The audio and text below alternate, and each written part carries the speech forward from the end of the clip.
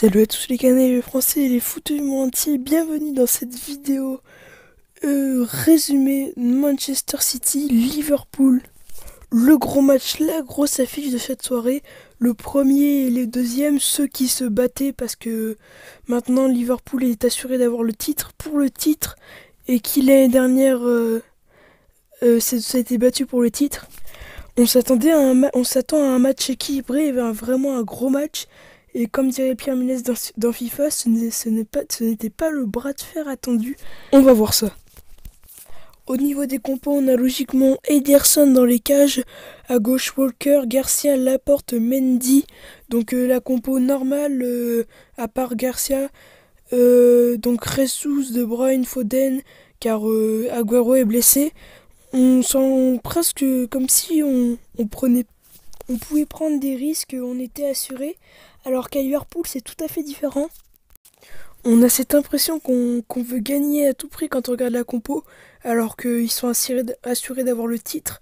Donc Mané, Firmino, Salah, Wijnaldum, Fabinho, Henderson, Robertson, Van Dijk, Gomez, Alexander-Arnold, Alisson, donc le 11 type de Liverpool, quoi. Aucune prise de risque. On commence avec à la 25e minute Gomez qui pousse Sterling dans la surface, et donc il y a penalty. Et ce penalty, c'est De Bruyne qui va le tirer. Et il va le tirer parfaitement puisqu'il trompera Alisson qui va aller de l'autre côté de la balle. Et ça fait 1-0 à la 25e minute pour Manchester City.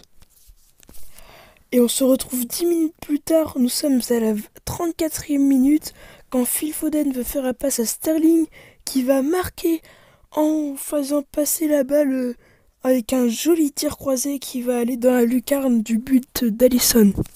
On revoit avec cet autre point de vue. Cela fait donc 2-0 pour Manchester City, ça commence à faire beaucoup quand même.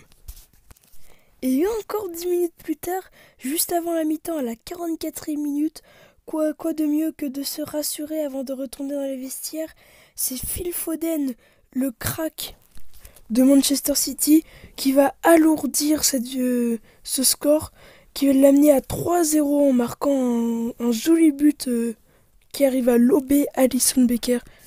Cela fait 3-0.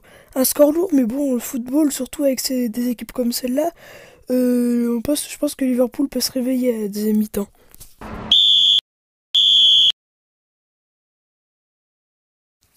On se retrouve 20 minutes après la mi-temps, à la 65e minute.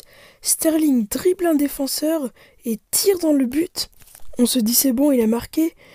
Et là, Oxlade-Chamberlain fait un tacle glissé et ramène ce ballon dans le but. C'est donc 4-0, but contre son camp d'Oxlade-Chamberlain. On voit Sterling qui se joue de Henderson, je crois, qui tire.